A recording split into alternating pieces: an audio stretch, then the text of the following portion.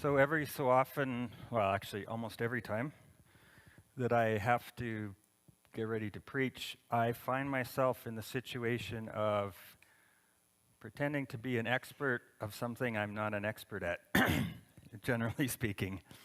And so when we were talking about this series, uh, one of the things that came into my mind was I should try to talk to somebody who knows more than I do, which is not that hard, quite honestly. But we were talking this week, and Jonathan said, my sister's coming, and she's actually an expert in terms of spiritual formation. I said, let's talk to her then. So that's what we're going to do this morning.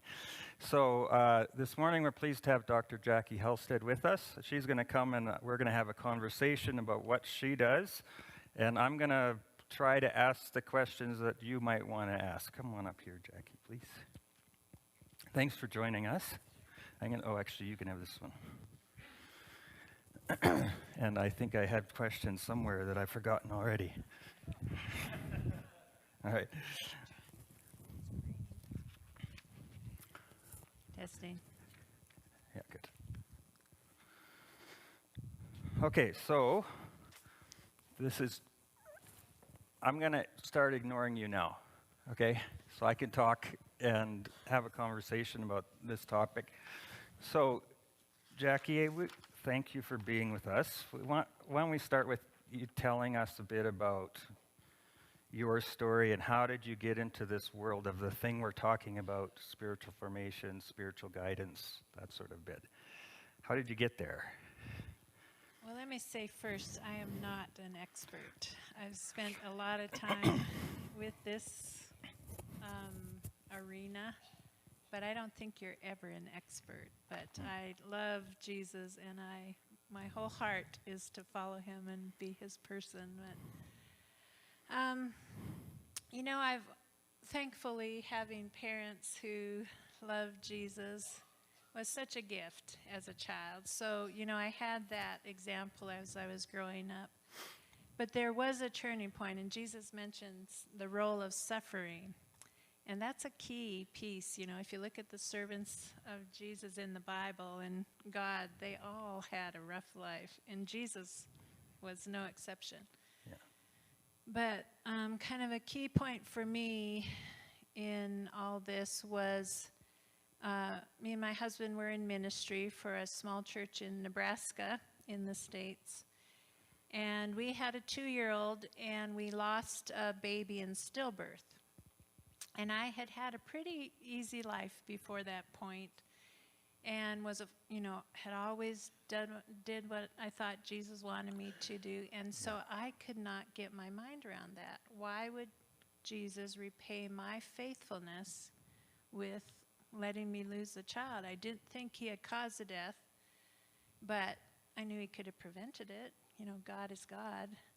So I was so angry, and I pushed away from God. I was so hurt. And for 3 years, I could play the game. I was the minister's wife. I taught the Bible classes. I was involved in the community, but I was not walking with God.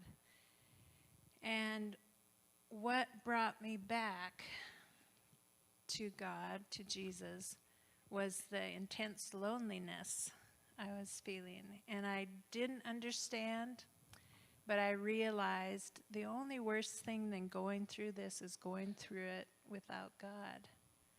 And so I turned my attention back to God. I was still mad, and we had some pretty intense conversations.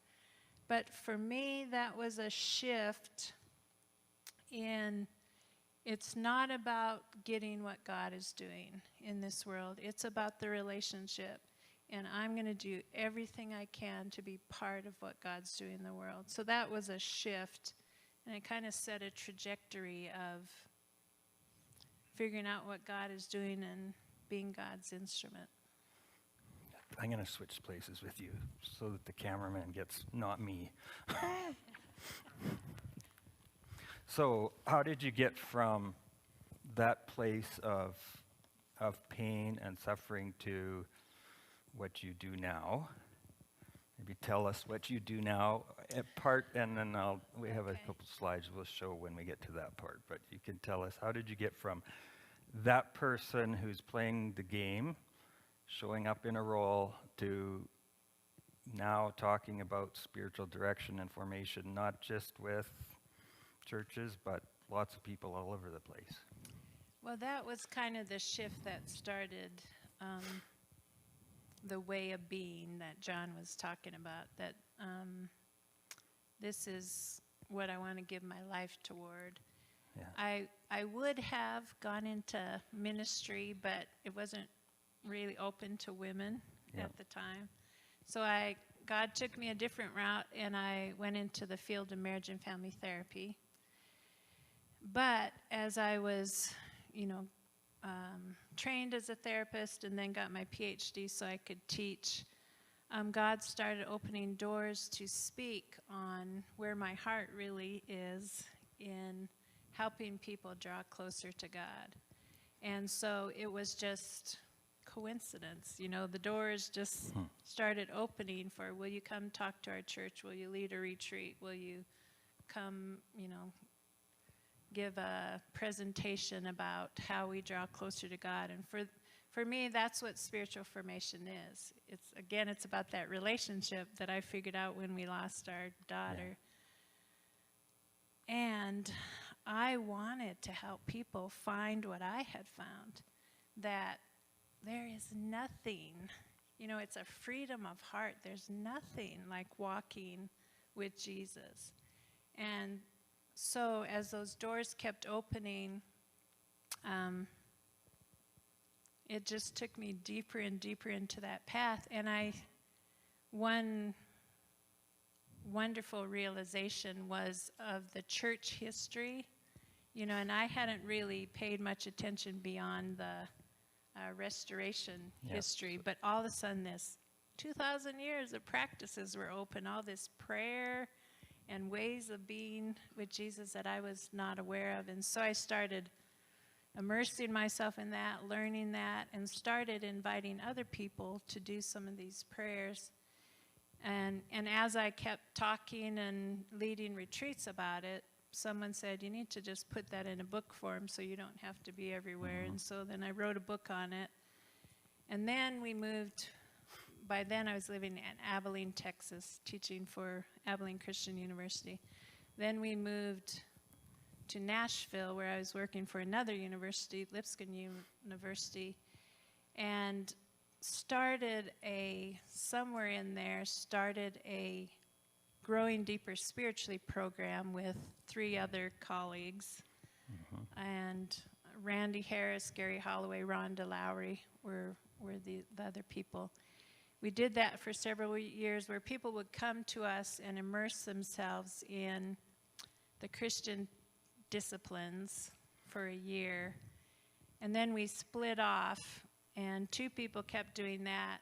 And Randy Harris and I started it's called Spiritual Direction Training.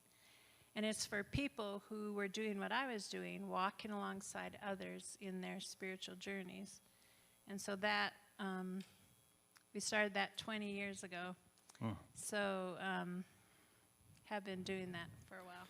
Yeah, so some of those words, so the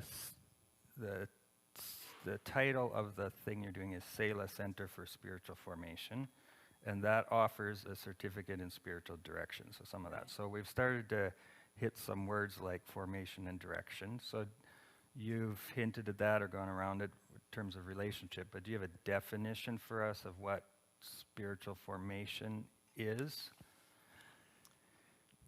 Well, again, for me, it's a lot of what you guys have been saying, like what you were saying last week, what John was saying just a minute ago, that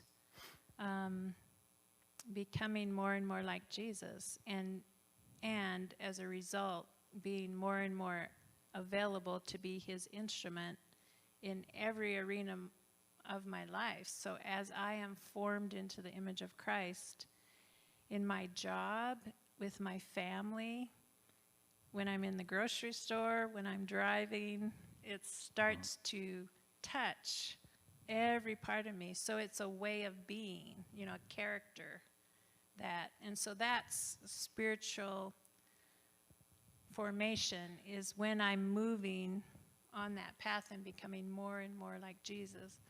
So yeah. So we've listened to a lot of sermons amongst this group, especially some people in the middle here. And you talked about the fact that you knew how to play the role, right? What is the difference between the roles we play, the sitting here listening to other people, and actually becoming something different, becoming more like Jesus? I guess the question I'm trying to get to, is that actually possible? Is it possible for us to go from what we are now to something more like Jesus? Absolutely. And that's that our hand piece. Mm-hmm. And we cannot, well, it's really a paradox, because my role is to show up. I spend time, like Jesus mentioned, I spend time regularly with Jesus. And that's what, when we look at Jesus in Scripture, he had a pattern of being with God, and then he would go out and do ministry, being with God. He often spent the night in prayer. He would get up early in the morning. So Jesus was doing this.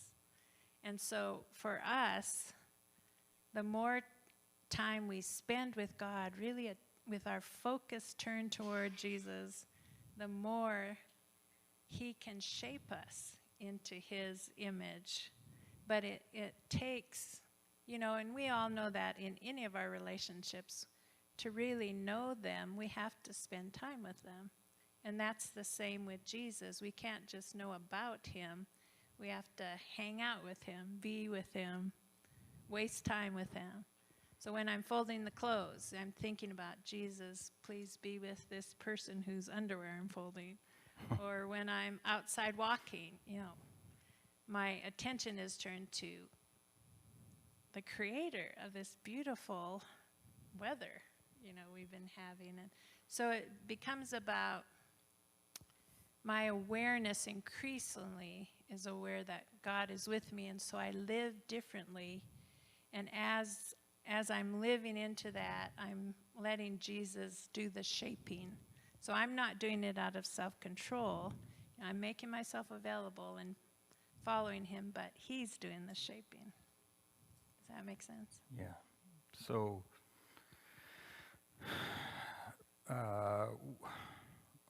we want to know what's the first step in some way. So when you go from, you're describing a process in your own life from that point to where you got to today. How does a person sitting here start moving in that direction concretely? Not just thinking, oh yeah, I'd like to spend more time with Jesus. Yeah, but what does that look like? How do I do that? Well, that really is the first piece. What you're saying is that desire. Intention. Yeah, really wanting that. Because that, if I just am doing it because I think I should, then I'm not going to get very far. But if I really turn my attention to wanting to be with Jesus, then I'm going to be more likely to have some motivation. But it really is about, I live by the calendar. And for me, it's about when in my day, and I do it in the morning. There's nothing sacred about doing it in the morning. But when in my day can I fit some time with Jesus?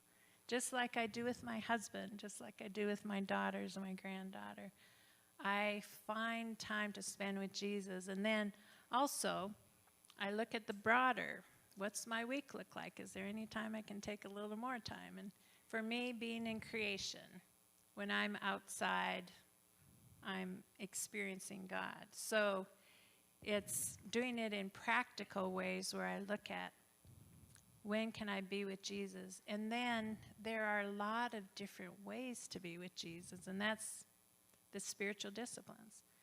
I can immerse myself in Scripture. I can read the Gospels, look at the life of Jesus, the Psalms, all of it. I can do some different prayer forms.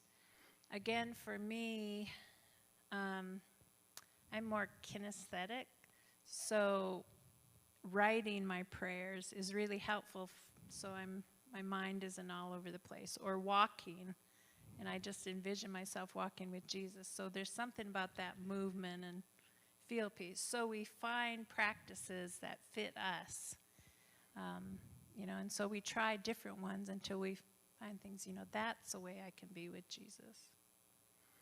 So let's go back to your spiritual direction thing. So my intention's okay, my follow-throughs can be a little bit weak. So tell us more about what spiritual direction is, where it comes from, and maybe what is its intention? What's it supposed to do for us? Maybe it's probably not a word that most of people are familiar with here, yeah. Well, the formal role of spiritual direction has been around for centuries, and it's really a person who someone comes to who's a little bit farther along them in the spiritual journey, and they meet with them on a regular basis. And a piece of it's accountability. A part of it is just having someone ask them the God questions. Where are you seeing God in your life? How's your soul? What's your prayer life look like? And it's about, sometimes teaching, well, why don't you try this form of prayer? Or why don't you spend some time in Luke, where Jesus is talking to the disciples. So it's someone who can do that. And the way I first heard of that, my husband had gone through this terrible, awful church situation where he was just chewed up and spit out, and he was just bleeding all over the place. And we moved to another place where he was the senior minister of this little church. And are you saying he went from being bleeding to staying bleeding in a different place? In a different place. And he was looking for someone to help him pray, because he was he had nothing left. And someone said, there's this older woman in town who's a spiritual director. And he said, what's that? And, they explained it like I just did. And so he started meeting with Martha, once a month, and she brought him back to God. And I'd be forever grateful for her. But that started me on a journey. What is this role? And is it something I could do with people? And so I became trained as a spiritual director. And then, as I said a minute ago, started this spiritual direction training program. So people who come to it for training are those who God has given that gift. People come to you and want to talk about their spiritual journey. And so our training helps them be intentional with that gift. But people seek them out, and then you meet with them once a month to talk about your spiritual journey. So many of you probably do that informally with people, where you talk to them about what God's doing in their lives. But this is kind of a more formal role. Yeah, it feels to me like, as I grew up, it was more, spirituality was something I did by myself, other than going to church on Sunday morning. But other than that, I was responsible for it myself. Yeah. So that makes it a little bit foreign to me. When I use the word expert, I tell my students this all the time.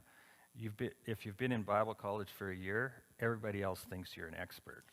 So whether you think you're an expert or not, you are further along than someone else. Therefore, you become the expert.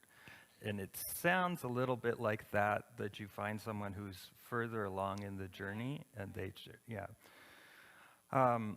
so what, if I was to meet with you and say, I want you to help me, what kind of questions would you ask me?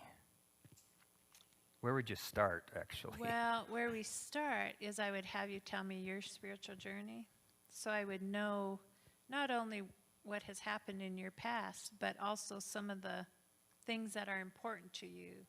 And it's typically different people, different events.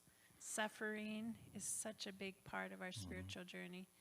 And And then after that, we meet and just talk about whatever's going on right then in your life. And my whole role is to facilitate your relationship with God.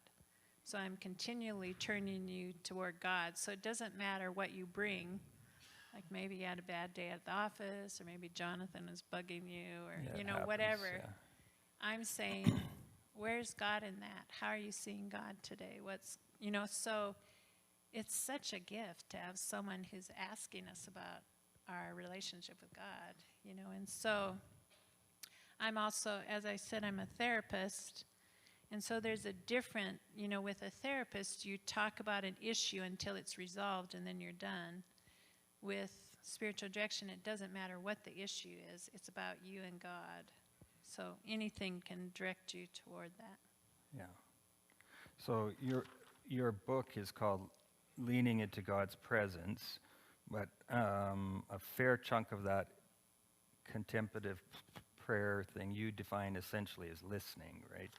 And so spiritual direction is listening to people and helping them to listen. Is that sort of where we're going with this? Right, yeah. Right. So that moves me out of my individual spiritual journey into something that is more community oriented. One of the things I want to mention to all of you, because we're heading into this series more intentionally, this week we're going to start small groups that specifically are going to head in this direction.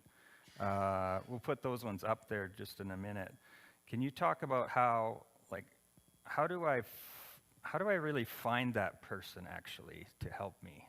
Like there's sort of this formal spiritual director, and then there's sort of just other people, and we have a great resource of older people who are further along in the journey, both age-wise and expertise-wise, actually, in spiritual journey. So how do I find that person? How do I get beyond myself? I'm glad you're bringing that up too, because it doesn't have to be a formal role. Yeah. But it really begins with me kind of stepping out of my comfort zone and being willing to talk to people about, this is where I'm seeing God right now. And sometimes that in itself can start it, because I'll talk to other people about, do you mind telling me what's going on with you and God? Or, and so it's me taking that first step, but just reaching out and saying, I've always been blessed by what I see in you and your walk. Would you mind meeting with me? And it can be one time, it could be, maybe we do it on a regular basis, but also it can be in a communal piece. And I love what you're doing with these groups, where we have a group of people, and sometimes that's a little bit more comfortable than seeking one person out, but having a group that I know on a regular basis, someone's going to be talking to me about what's going on with you and God. And we want that to be normal for us. And unfortunately, often in the church, it's not. We talk about our day, we talk about our work, which is great. We need people in our lives. But to take that extra step, just a quick story. I was in spiritual I was directing a minister of a church, and he said, I just don't have anyone that I can talk to about my spiritual journey. And so we started kind of brainstorming who in your life, might be someone that you could have a relationship with to talk about God. And he finally said, I've been meeting with this group of 3 guys for breakfast once a week for 10 years. He said, maybe, but we don't talk about God. Maybe those would be them. But he said, I just don't want to make it uncomfortable, so I'm not sure I should ask. But I said, well, why don't we both pray about that? And, next time I see you, you can tell me, give me an update. And when he came back, he said, so the next time we met for breakfast, I got up my courage and I said, what do you guys think about talking about our spiritual journeys? And he said it was like the whole group was just went, they were just waiting for someone to suggest it, but none of them wanted to make it awkward. So sometimes it's being willing to make it a little bit awkward to hear, to be able to broach that with others. Let's put that small group one back up, so I'll just talk about that a minute, and then I'll come back with Jackie for a minute. So what we're asking you to do is try to commit to 6 weeks in a group that will follow a book, watches a video, really easy, talk about it with each other. Here are some options. Some of them are getting more full than others. So Monday evening, Carrie's not here at the moment, but Jordan's over here. If you would be interested in joining their group on Monday evening, they have probably a small amount of space. On Tuesday evening, Ryan and Carrie Nickel. Ryan, put up your hand there in case somebody wants to talk. He lives in the Northwest. If that's somewhere that would be useful for you to join a group, Ryan's got room in his group. On Thursday morning, we're going to start a seniors group, which will meet at 10 a.m. We're going to go ahead and start that seniors group so that it follows the same path, and then after that, we'll do some other things with it. On Thursday evening, Shane, where is Shane? Shane's back there. Shane has a group that meets here in the building and also Zoom a little bit as well. So that's Thursday at 7 p.m. And Jonathan is at the back there. So Jonathan lives in Chestermere. And that one is to be determined because we don't know if there's enough people in Chestermere and surrounding area that'd be interested. If you're interested in meeting in that group, go see Jonathan this morning, okay? If none of those fit you and you desperately want to be in a group, come and see me, okay? Who have I got? Oh, Will.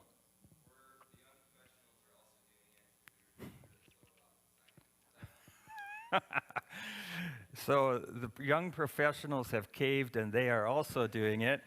And that is at Tuesday nights at 7 here at the building. So if you fit into the category we call young professional, which is quite large, like from university to whenever you quit being young professional, that's up to you. See Will and Haley about joining that group as well, okay? Yeah, there's Will. Okay, back to Jackie for a minute. So to close this off a little bit, I want to, if I was to, what would you see if you and I talked every month or every week? What would success look like? If you were to see me today and then we talk again in a year, how would I know that something's happening? I hope that I would know, but how would you see it? What would that look like?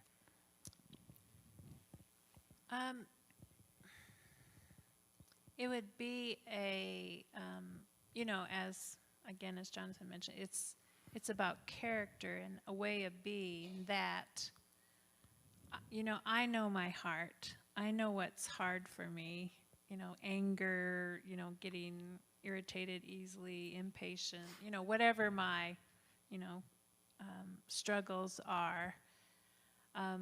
Those, I would see a more content, non-anxious presence. Unfortunately, what we often live lives as Christians is Parker Palmer, an author, coined the phrase functional atheism, where you really can't see any difference between me and someone who doesn't believe in God in terms of the way I live. So what I would be seeing is, not necessarily your life any easier, but that there's that contentment, that joy, that peace that isn't always, because we are not our Savior, we will never be God, but it's moving in that direction. And awareness of the faithfulness of Jesus to be pursuing me every day. So it's both that, starting to chip away at the my temptations, my struggles, but also this deep love for Jesus in response to, you know, what the communion person was saying, that I'm responding to the deep love Jesus has for me. And so it's that awareness that's constantly with me. So it's both the character change and that resting in that deep love. Yeah, I was struck by that phrase. Well, contentment, but I heard calmness, which I suspect that most of us don't feel that calm actually. Yeah, that right now. non-anxious So presence. that would be one obvious place that we would see a difference. Yeah, just because we've run out of time a little bit, we want to make sure that there's something we haven't missed with you while we have you. Is there anything that you want to tell us about spiritual formation, spiritual direction that, you know, really is core to things that we haven't got to? You know, it's really about that resting in the love of God. That one author talked about, and Henry Nouwen talked about moving. He has this article called "Moving from Solitude to Community to Ministry," and he talked about when we start in this time with God, this prayer, this regular habit of being with God, then when we're with community, we're not tossed to and fro by what they think of us, by their approval, you know, whether people like us or don't like us, what they say to us, because we're grounded in this deep love that God has for us, and that shapes who we are with others. And so that's the piece that, but I don't develop that identity unless I'm spending time with the Father. You know, that is the key, spending time with the Father. So you're not giving us any shortcuts then? No shortcut. Right. It's a lifelong journey. But again, the freedom of heart that I receive from, you know, letting go of what this world is doing and just leaning into God's embrace. I mean, that's what it's about. Okay, we want to thank you for being with us this morning. Thanks for taking the time out of your not working time to share with us.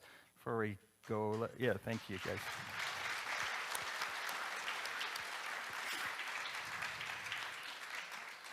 Before we go, why don't let me pray for you and your ministry.